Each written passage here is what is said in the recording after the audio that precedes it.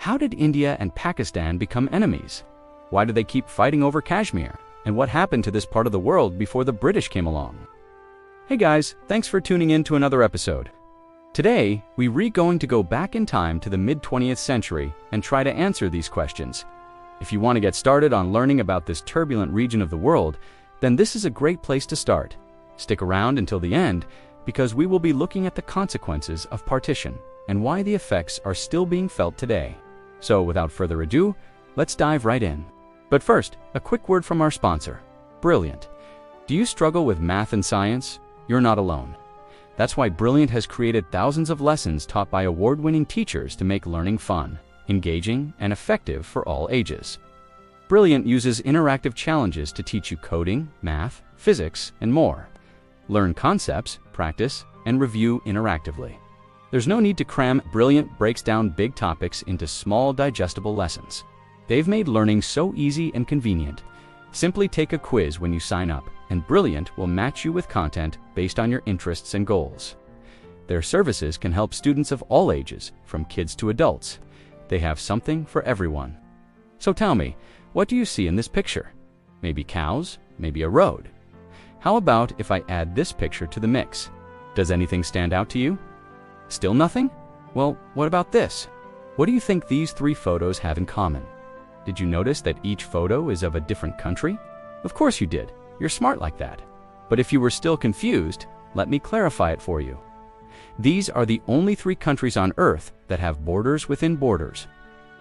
But why don't we talk about this more on the Geography channel? Okay, well, stay tuned, because that is exactly what we're going to talk about today. First, let's go to the beginning. Before European colonization, India was not a single entity, but rather a collection of various kingdoms, empires, and colonial holdings. The modern concept of India as a unified nation is a relatively recent development.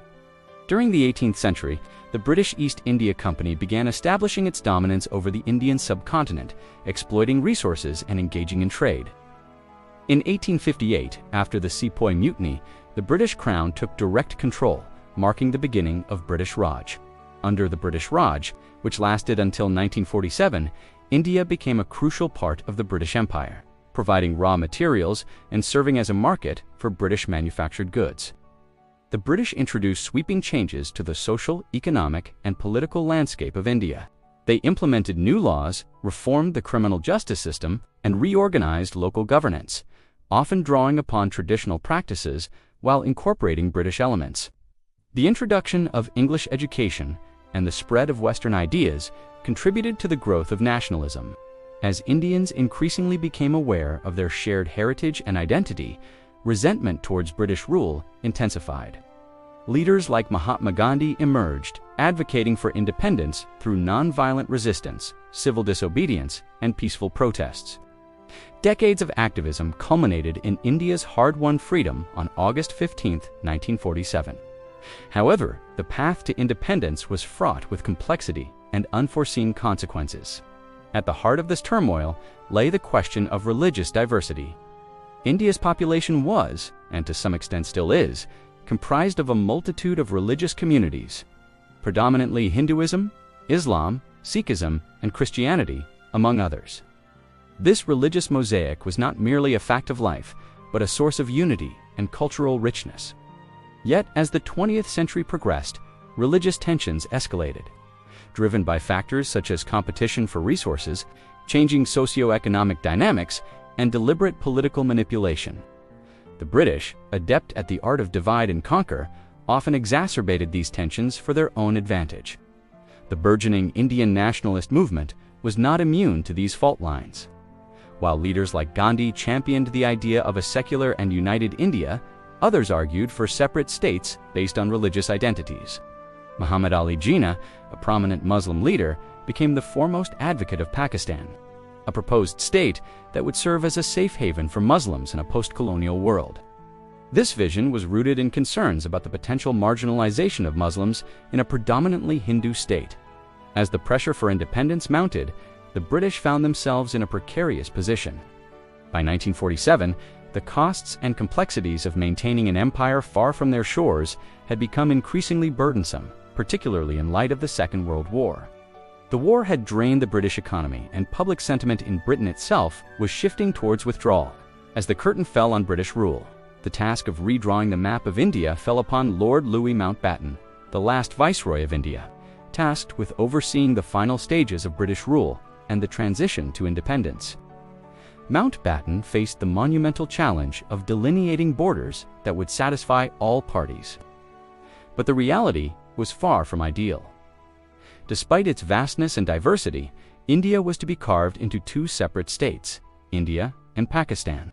The Radcliffe Line, as it came to be known, divided not just territory, but families, communities, and centuries of shared existence. Overnight, approximately 15 million people found themselves on the wrong side of the new borders. Becoming refugees in an instant, cities and villages that had known peace for generations were plunged into chaos and violence. In the aftermath of partition, the newly independent nations of India and Pakistan grappled with the immense challenges of nation-building amidst the ruins of empire. The colossal task of resettling millions of refugees strained the resources of both governments. The human cost was immeasurable, with countless lives lost due to displacement, violence, and the breakdown of essential services. As India and Pakistan navigated these turbulent times, the international community played a pivotal role. Aid poured in from neighboring countries and international organizations, helping to alleviate the immense suffering caused by partition. However, the legacy of partition continues to resonate even today. The unresolved issue of Kashmir remains a flashpoint, periodically erupting into violence and endangering regional stability. The scars of partition run deep, shaping not only the geopolitical landscape of South Asia, but also the collective memory and identity of its people. And that brings us to the present day. How does partition continue to shape relations between India and Pakistan? The creation of Pakistan in 1947 was a watershed moment that profoundly impacted the geopolitics of South Asia. By cleaving the Indian subcontinent along religious lines, it set in motion a chain of events that continue to reverberate today. The most immediate consequence of partition was the largest mass migration in human history. Over the course of a few months, an estimated 14 to 18 million people, mostly Muslims, Hindus, and Sikhs, were uprooted, crossing the newly demarcated borders in search of homes where their religious identities were no longer a minority concern. This sudden demographic shift led to profound social, cultural, and political changes. Entire communities were wiped out from their ancestral lands, forever altering the religious composition of regions. Beyond the human toll, partition catalyzed an arms race, as both India and Pakistan invested heavily in their military capabilities. This was driven by a combination of factors, including fears of external aggression, territorial disputes, and the desire to demonstrate strength in the face of perceived threats. The rivalry was further intensified by the unresolved issue of Kashmir, which each nation claimed in its entirety. Conflicts over this region, such as the War of 1947 and the War of 1965, became flashpoints for wider hostilities. Furthermore, partition left an indelible mark on the foreign policies of both nations. India, under the leadership of Jawaharlal Nehru, initially pursued a policy of non-alignment, seeking to forge close ties with both the Soviet Union and the United States.